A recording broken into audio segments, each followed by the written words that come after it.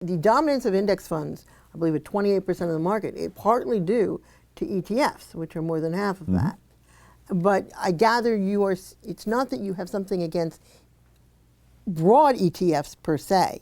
You have something against the narrow ones, the managed ones, and the way people are misusing the broad ones. Is that it? That is exactly it. And let me just give it to you a little more specifically.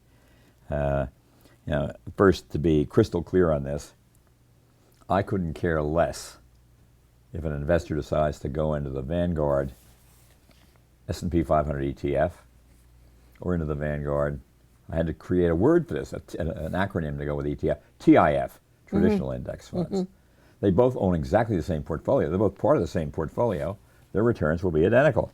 They both go for around 5 or 6 basis points at the Admiral class level. We had many, many years ago when I was running this place, and I perceived a little bit about the future, and we put on a pricing thing where you got higher returns as your average investment rose. And I think now the Admiral threshold is maybe $10,000. So if you're down below 10,000, you're probably paying 10 or 12 basis points. So once you get to 10,000, and they will be identical. So I couldn't care less. If I have a little bias against the ETF, it's because you may say and believe that when trouble comes, you will not get out in the middle of the day. The middle of the day, I mean, come on.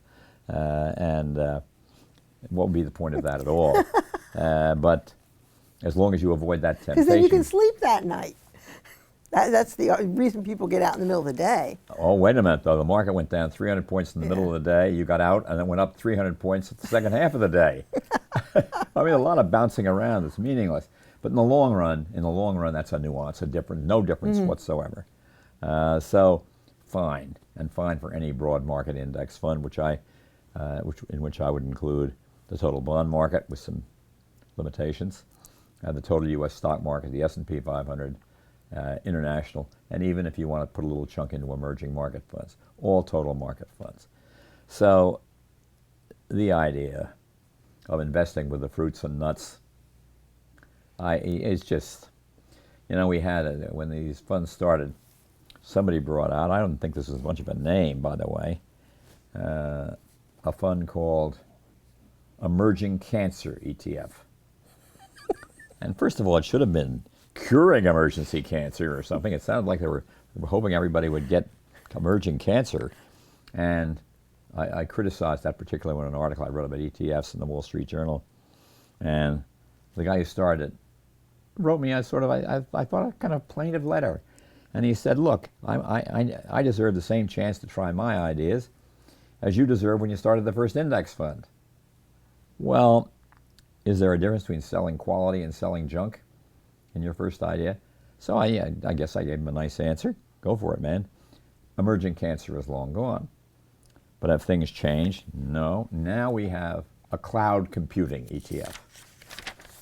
A cloud computing ETF. I mean, it almost sounds like the way they're computing the ETF, but they're talking about, I suppose, corporations that are involved in cloud computing, which I would have said was every technology company in America, but I don't claim any expertise in that area. So there are these funny little, it's a great big marketing business. Think of something no one else has ever thought of.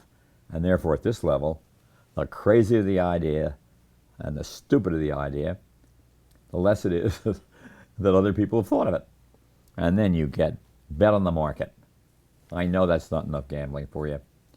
So we'll bet on the market with 100% leverage. Yeah, that's not good enough. 200% leverage. No market there.